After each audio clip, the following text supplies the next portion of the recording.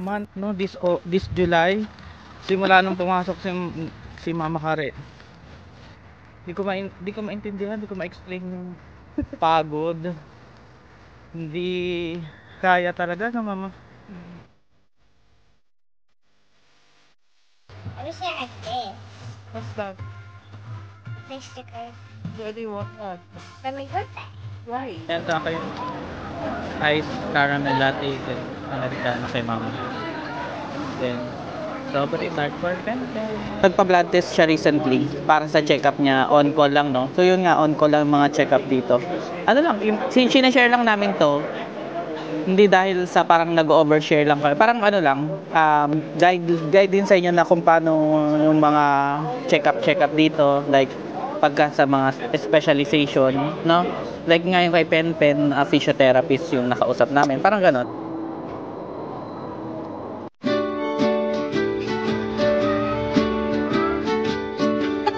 Zero visibility. Hindi ba kita? It's not. Hey guys, welcome back to our channel. Long time. Super busy talaga this month, no, this July, simula nung pumasok si Mama Kare. Parang di ko maintindihan, di ko ma-explain yung pagod. Hindi kaya talaga no, Mama.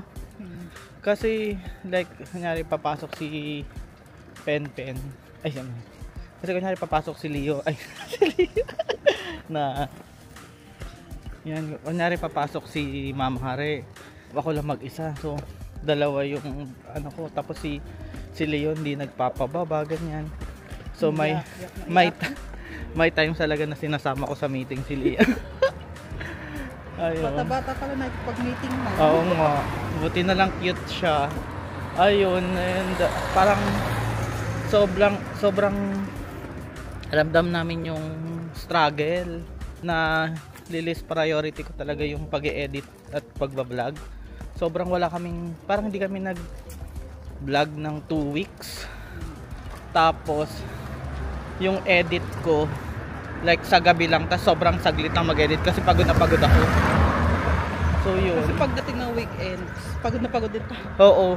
Tapos merong dalawang sunod na weekend na mga may bisita or may kailangan kaming puntahan.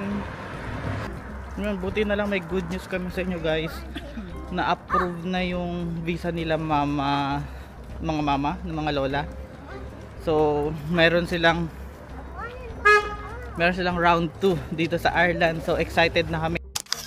So yun, na-notify kami na naka-out na siya sa embassy. Pero syempre yung notification walang nakalagay kung approve or denied. So sabi lang for dispatch niya na siya nung July 18 Friday. Tapos dumaan yung Saturday, Sunday, walang galaw. Tapos nung Monday lang siya na nalabas. So yun, ano naman? Monday ba? Oo, Monday ma. So yun, nakita na nila yung passport, tas may visa naman, so approved naman. Within 5 weeks. No? Oo, within 5 weeks pala. Pero yun, ibang usapan naman na yun. Ayun, at isa pang update. Kasi hindi ito para doon. Itong vlog na to hindi para doon sa pagpunta nila. Isa separate vlog natin 'yon. So, update lang namin kayo na nakabili na kami ng ticket, and then darating na sila dito sa Ireland by Monday, July 28. Mabilis. Oo. Within a week. Oo. Bumili agad kasi kami ng ticket. So 'yon, ibang usapan na 'yon. Ang talagang purpose ng vlog na to is tungkol isa sa aming mga anak na si yung nagmamaldita. Okay. Si Pen. Parang nabanggit na namin to sa mga previous vlogs namin. May physiotherapy appointment siya ngayong July. Pero yun, parang anong nangyari nun, nagpa-schedule pa kami nung November pa last year. So November, December, January, February, March, April, May, June, July. 8 months from naghanap kami ng appointment up to the appointment date, no? So yun, ganun guys katagal yung mga specialist dito, no? Pero yun, at least okay na. Today is the day. Dumating din. So parang taga naming inantay itong appointment na to. 8 months in the making. Pero parang okay naman si Pen. Oo, generally. Nag-improve siya. Sobrang pero, laki din ng improvement. Tapos saka yun din observation ng teacher. Kasi 'di ba nung yun yung nag-trigger, 'di ba? Parang kinausap tayo ng teacher na ganyan observation kay Pen, mahina yung grip. Pala naman sila. Mahina yung grip, mahina yung motor skills, tapos piki siya maglakad, mga ganon. Tapos before mag-end yung school year, nakausap din ulit namin yung teacher, okay naman daw. Ang laki ng improvement daw talaga ni Pen. Kaso yun, tutuloy pa rin namin syempre. Kasi mamaya specialist na din yung kausap, saka sayang din yung slot. So tingnan natin kung may problema pa din. Saka compare din sa mga peers ni Pen, yung mga ka-age niya, medyo behind talaga siya sa motor skills, babe. Diba? Oo. Like yung kalaro niya, mas matanda siya ng 1 year, tapos marunong na magbukas-bukas ng mga chips, ganon, yung mga magsintas, magsuot ng shoes, alam na kung ano yung left and right.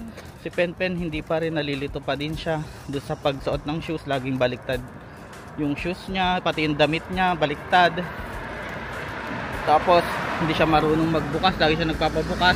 Pero may fault din kami in a way, kasi parang lagi na lang kami parang nangyari, sobrang naging dependent siya sa amin, di ba mama? So yun yung mga dapat i-improve.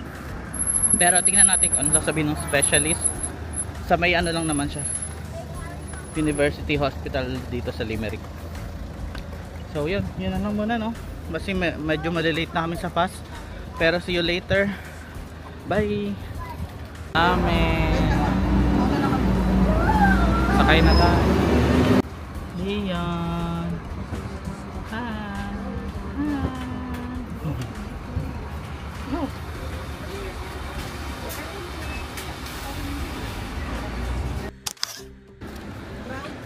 So hello guys, nandito na kami sa UHL University Hospital Limerick.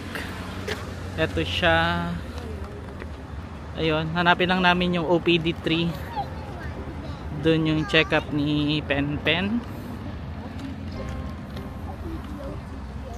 Yan si Leon. Gutom na. Are you hungry, baby? Kaya hanapin muna namin yung OPD 3. Balik kami later. Bye. Diba?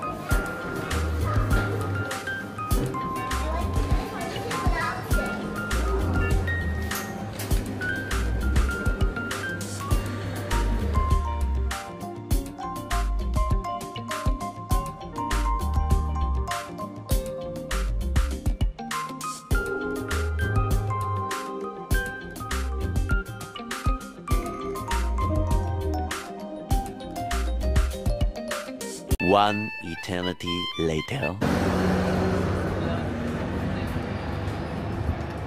And guys, nandito na kami sa bus stop. Tapos na kami sa check-up. Sobrang bilis. Hindi ko in-expect, parang 3 minutes lang. Tapos na yung check-up ni Pen. Para mas matagal pa yung inantay namin sa hospital. So yun, papunta na kami sa city center. Ayun, ano lang, walang yung parang yung result ay yung nakapag-usap kami doon sa doktor, wala, parang pinento namin na yun nga, nag-improve naman na si Pen, tapos wala na ring mga parang yun lang, sinabi lang namin na nag-improve siya, tapos chinek-check yung parang kamay-kamay niya, parang sabi ng doktor, parang hyper lang siya, hyper flexible, kaya madali siyang madapa, ganyan. Tapos yun lang yung chinek, yung kamay, yung paa, hindi na chinek yung mga yung parang hindi na siya pinalakad, ganyan. Pero yun kasi nga after 8 months nung sinabi yung concern ng teacher, saka nung nagpa-schedule kami, so sobrang laki din talaga ng improvement ni Penpen. Tapos sabi nung doktor, magsusulat na lang daw siya ng letter dun sa GP namin, and then hindi na rin daw need ng follow-up check-up. Kahit medyo disappointing lang din yung nangyari kasi parang 3 minutes lang kami kinausap nung doktor, pero yun, masaya pa din naman kasi wala namang issue kay Pen. So happy pa rin kami. Saka yung chinek yung chart na pala, yung growth niya parang in line naman daw, like yung weight niya saka yung height niya nasa ano pa rin naman siya. May mga pattern silang tinitignan, so on track naman daw si Spencer. Natawa si Pen kasi parang takot na takot siya doon sa doktor nung tapos nung sinabi nung parang super flexible daw siya. Tapos sabi niya lagi, "Mama, I'm super flexible," parang ganun. So yun, antayin mo na kaming bus, tapos since nandito na rin naman, nakalive ako, si Mama Kare half day at maaga pa, parang 10:30 pa lang or something, kaya ano muna kami, city center, yun, tambay muna kami sa city center. So samahan nyo kami for today, bye!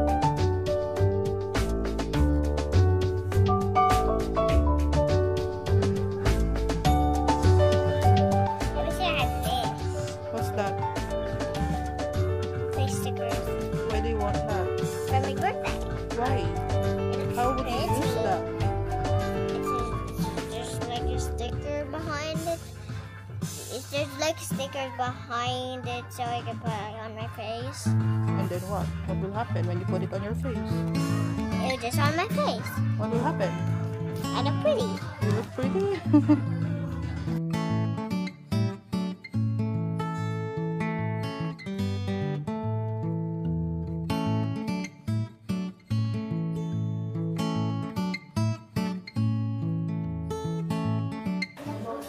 Nandito kami sa phone nabibili si Mama ng case sa kanyang Samsung 25 Edge na loan. Hi! They're installing the tempered glass. Mura lang. 15 euro yung tempered glass. Tapos clear case lang naman yung napili ni Mama for yung case, parang silicone case. 10 euro. So total of 25 euro. Mumurahin dito. Mura na yun dito kaysa original. Kailangan mo lang naman ang casing saka tempered, di ba? Mahal yung tempered case. Ha? Mahal yung tempered. Kasi yung case mo ano lang siya. Classic lang. What? I want children wireless headphones. Mama won't let Yung headphone your face. spit it out and pacifier. Ayan na. Ayan yung binili ni Mama. Clear lang. Clear lang. Ayaw niya masyadong flashy din. Yeah. Tapos Yun, eto, na-install ni ate yung, pina-install namin yung Malinaw pa tempered rin glass. naman. Malinaw pa rin naman. Kasi nga dito kasi, di ba, yung, sa Pinas kasi, ewan ko kung sa Pinas iba na. Kasi dati, di ba, yung camera may butas. Pero dito, kahit dito Ireland, kahit sa Jamaica yung tempered glass talaga nila, as in ano talaga, buo. Hindi, So, nakukover din yung camera. Kaya medyo lumalaki. So, iniisip namin kung baka lumabo yung, Pero hindi parang naman. hindi naman. Okay pa rin. 10 euro lang. 15 yung tempered glass. I'm curious. So, yon ngayon, Now because there's 2. susulitin natin yung ating leave. Nakalive ako. Kaya, ayun, magkakape muna kami. Yung favorite naming gawin dito sa Limerick, magkape. Sobrang daming cafes din kasi dito. Sobrang daming cafe dito sa Ireland, ay dito sa Limerick at least. So, let's go to one of those. Bye! Guys, we're here in Carlton. And then it's our Carlton coffee. Ha, ha, ha. Ayan na. Naka-order na kami. So, untay na lang natin. What did you get? Iced caramel latte. Mas okay siya kaysa sa roasted hazelnut. Natatamisan ako sa roasted hazelnut. Tapos si Mama Kari ay ice americano. It's Americano. Yeah. And then, what did you get? Strawberry tart. Yeah. And the water. And the water. Drink your water. Ayan sa akin. Ice caramel latte. Then, americano kay Mama. Then, strawberry tart for Pen-Pen. And nothing for Leon. Milk for Leon. Right? Oh, happy? Ha? Ay, kailan ba tayo 6 months? Kahapon. Kahapon ay 6 month ni Leon. Pero, hindi pa kami nag-pictorial. Baka sa weekend na lang. No? No? Ha? 6 months na yan? Happy 6 months, Leo. Ayun, dito lang kami ni Leon. Hi, Leon! Ang laki-laki na ni Leon, no? Anong masasabi mo sa check-up kanina? Ang bilis lang ng check-up ni Pen-Pen. Wala pang 5 minutes. Okay naman daw. Ano daw siya na Pen? Hyper flexible. Natuwa siya.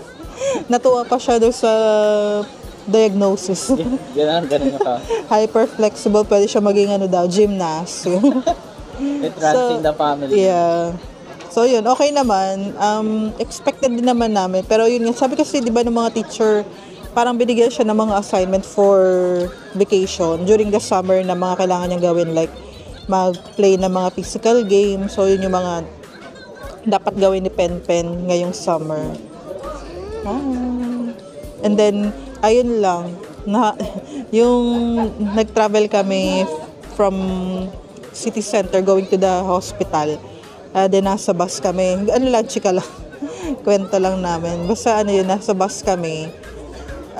Yung sa inupuan kasi nila Papa, meron kasing parang designated area for stroller. Yung mga parents na may dalang stroller, ganyan. Nung sumakay kami ng bus, meron kasing babae na nakaupo. Wala naman siyang stroller, wala siyang anything. Doon siya nakaupo sa pang stroller. Tapos walang tao sa bus. Oh, tapos maluwag yung bus. So hindi siya parang nagkusa na lumipat para paupuin sila Papa doon sa may stroller. Pero may space pa naman. Kaya lang si Papa nakatayo lang siya kasi nga hindi kasya yung stroller. Yung sa space ko maliit. Oh, yung sa pinwestohan ni Papa, hindi siya makakaupo kasi nga doon sa dapat na pwedeng upuan ni Papa may nakaupo na babae. So ganun yung nangyari. Tapos yung pagbaba namin, ay hindi, nung kasasabas kami, si Pen-Pen biglang maingay kasi si Pen-Pen, sabi niya, I'm bored, ganyan. Kasi yung mga matatanda doon sa bus, nag-react kay Pen-Pen. Sabi sila din daw, nababoard, ano daw gagawin natin. Okay lang. Para gano'n, natuwa sila kay Pen-Pen. So, nung sabay-sabay kami bumaba ng bus, in-approach nila si Pen-Pen na, ano daw ba gagawin natin, nababoard din kami, ganyan. Parang niloloko nila si Pen-Pen. Tapos, isang matanda, bumulong kay Papa na, yung babae daw na hindi nagpaupo, rude daw, parang gano'n. Dapat daw, pinaupo kami. So, dapat daw next time, ano sabi sa'yo, pag next time daw, paaalisin daw namin. Oo, parang magano kami. Pero dapat daw nagkukusa na yon. Kasi nga, rude nga yun. Kung may dala kang baby, dapat priority yung baby. Ganyan. Tapos, hindi na nila alam na andun lang yung babaeng kinasabihan. Halos katabi lang namin yung babae dun sa main street. Tapos gano'n yung sinasabi nila. So baka narinig sila ng babae. Tapos nung pauwi kami, okay lang. Nung pauwi kami, nang pabalik na ng city center from the hospital, nagbas ulit kami. Andun ulit yung babae. Tapos doon pa rin siya nakaupo. Hindi talaga siya nagpatinag. Hindi pa rin talaga siya nagpusa na umalis. Pero okay lang naman. Kasi may space pa naman. Kasya naman si... Ay, nalaglag ba eh. Hala! Nalaglag yung tart niya. Hala. Ayan, nalaglag yung strawberry tart niya. Ay, kasi ayaw mo kasi ayusin yung kain mo eh. Damputin mo yung pen, don't yell. Nalaglag yung strawberry tart niya. Ayan. Sayang. Kasi hindi mo inayos yung pagkain mo. You're wasting money. Kainin mo to. Ayun, wag na madumi na yan eh. Yung tinidor, pick up mo yung tinidor. Ang gulo-gulo talaga, di ba? Ganyan talaga eh. Wag na. Yeah. So, yun. Bibilang kita, ay, kain ka na lang sa bahay. Kaya lang walang cream na kasama yun. Dapat sinubuan na lang. Hindi pwede dapat subuan yun eh. Hindi dapat kasi, wag na ped, sayang yung pera. Magkano yan? Next time na lang, nilaglag mo eh. So, yun. Yun lang naman. Tapos, nung pabalik kami, yung babae na yun, in-approach kasi katabi kami. Kami naman yung in-approach ng babae na sinasabihan na rude. Sabi niya, ang ganda daw ni Penpen, pretty daw sa Penpen, kamukha ko na, chika-chika kami. Siguro na-guilty siya. Ayun, yun lang. Chika lang. So, yun, magulo kami ngayon. Diyos ko, tignan mo naman. Oh. Ayun, nalaglag yung, magkano yung strawberry tart na nilaglag mo? Magkano yun, be? Nalaglag yung strawberry tart niya. Konti pa lang nababawas niya. Oh. Ayun lang. So not fair. Uwi na kami after nito. Yun lang, babalik. May work pa ako. Hindi man ako nag-leave for the whole day.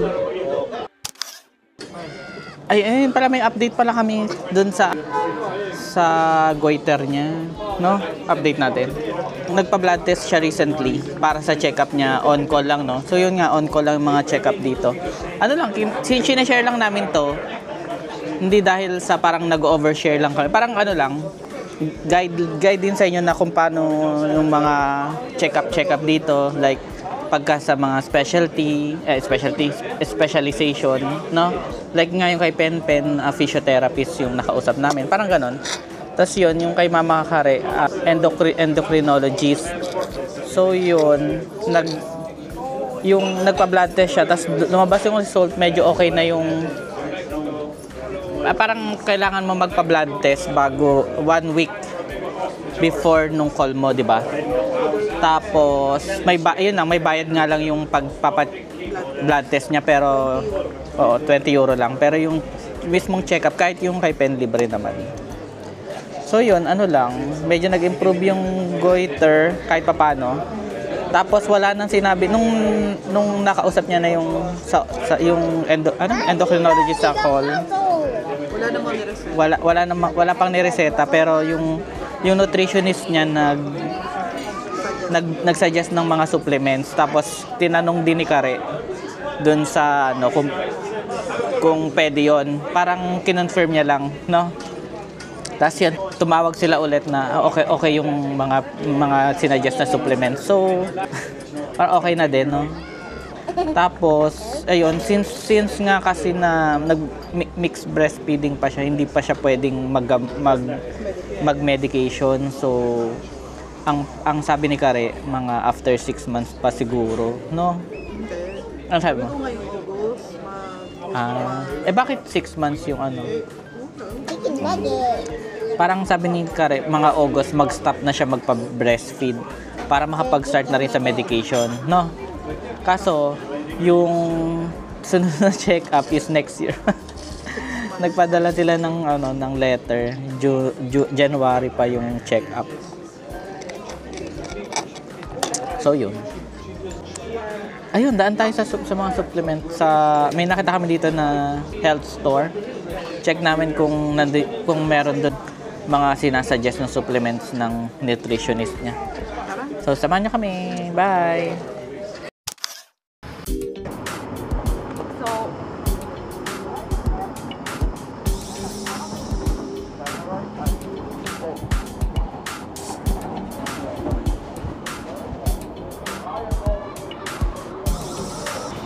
Ayan guys, nandito na tayo sa Orange Health Store. Nandito si Mama Kari sa loob.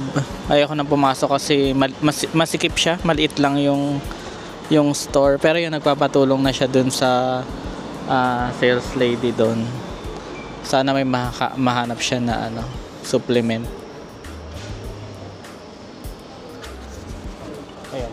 So, yun, dito muna kami ni Leon sa labas. While waiting for Mama and Pen.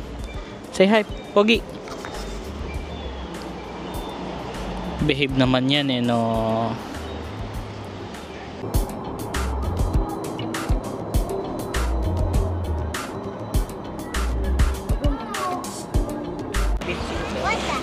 The best babysitter namin ay si Ate Pen, di ba? Lagi niya napapasmile. Shut up. Lagi niya napapasmile si Leon. Na? Hoy! Don't do.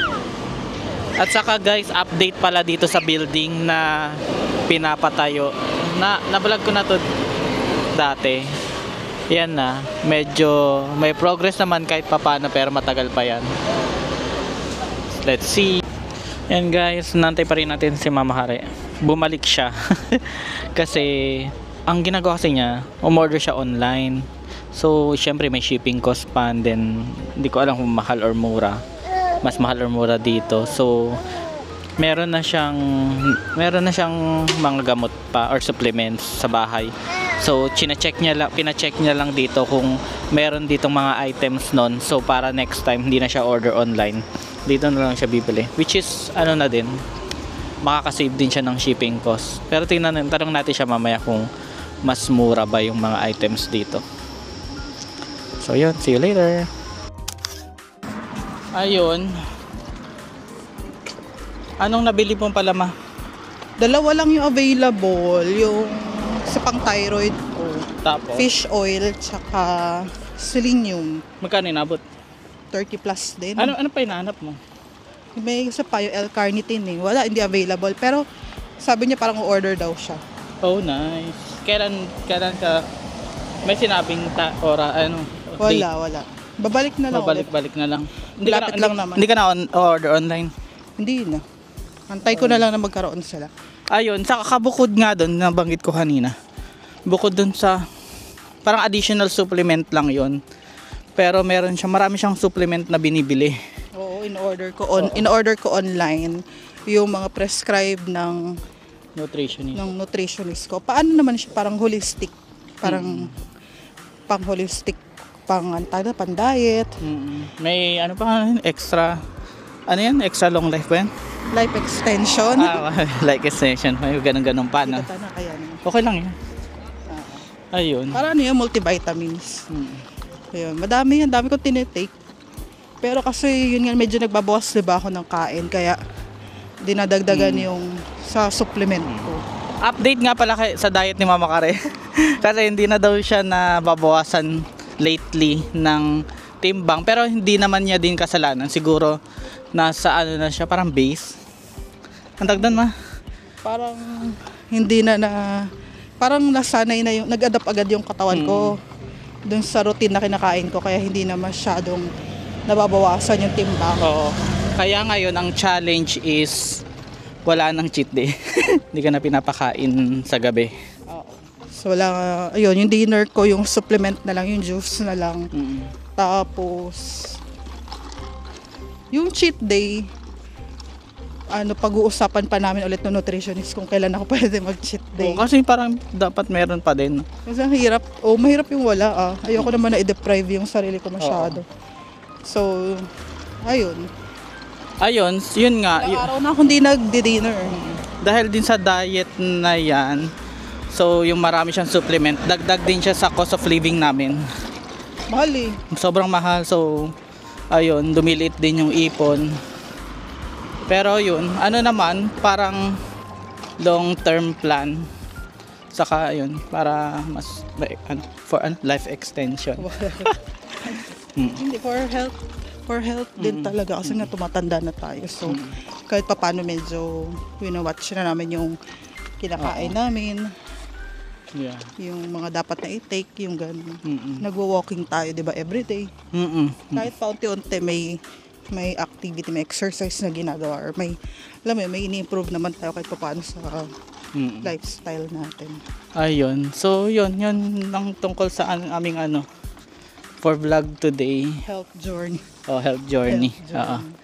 Ayun. At least, di ba, parang nagkaroon kayo ng at least parang glimpse of healthcare dito sa Ireland. Like yung mga, kung paano yung mga specialists, ganyan. Yung mga waiting time. Tapos, yung mga available din yung mga health supplements dito. So, nothing to worry about that. Yun. Ano pa, mama? Next na paghahandaan namin yung sa winter. So, kailangan ready tayo for yung flu vaccine ng mga bata. Oo.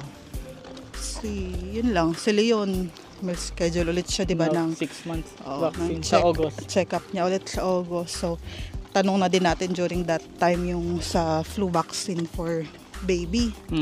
Kasi yun yung medyo mahirap pag nadapuan na ng flu. Oo, yun. Nagpapa-flu vaccine kami ngayon before mag-winter, bandang mga September or October. Nagpapaschedule na kami sa GP. Ay nga pala. So yun, napag-usapan na rin naman natin yung healthcare. Parang tips din sa mga bagong dating dito or parating pa lang. Importante talaga na may, kahit single ka, and especially syempre pag may family, may anak kang kasama. Oo. Kailangan talagang maghanap ng GP. Unahin mo yung GP. Oo. Kasi importante siya. Katulad namin, kasi nahirapan din kami maghanap ng GP. Actually, talagang ginol na rin namin nung bagong dating kami na magka-GP, kaso mahirap maghanap dito. Parang kailangan mo pang mag-antay or tawag ka lang ng tawag. Kahit malayo, patusin mo na kasi hindi mo masasabi. Like kung hindi ka sanay sa cold weather, magkakasakit kayo. Di ba yung meron kami mga ibang ka-work yun yung medyo nahirapan sila, like nagkasakit sila ngayon, wala silang GP. Hindi ko alam kung paano ginawa nila. Ang maganda lang sa work namin, may web doctor. May web doctor naman na available, tsaka yung insurance, yung Leia. So yung Leia, meron kaming online doctor din, tsaka may clinic dito sa Limerick. So pwede ka daw magpa-check up kung mayroon ka mga urgent care. Pero syempre kasi iba pa din yung may GP ka. Parang family doctor na alam yung history mo. Kaya yung sa amin, yung family doctor namin, okay din talaga Super involved siya sa goiter ni Mama Kare, sa kay Penpen. Kahit yung nag-maternity ako, nung nabuntis ako, siya yung nag-register sa system. So alam niya na talaga yung background ng family namin. So maganda yung ganun, no? Lalo kung may baby ka. Maganda habang maaga pa lang, alam na din meron ka ng connected na GP para bantay talaga yung condition ng mga babies mo. Ayun. So yun, hanggang dito na lang muna. Haba natin. Oo, next vlog natin is after 2 weeks. After 2. Hindi darating na sila mama sa Monday. So makapag-vlog tayo nun. And then, yan, tingnan na lang natin. And we're super happy sa good news na yun. And so yun, thank you for watching. Please subscribe to our channel. Bye! Bye! Didn't think I'd ever get this far. Didn't think I'd ever find the one. I never thought I'd heal from a broken heart. No, never did I ever think I'd heal these scars. Did you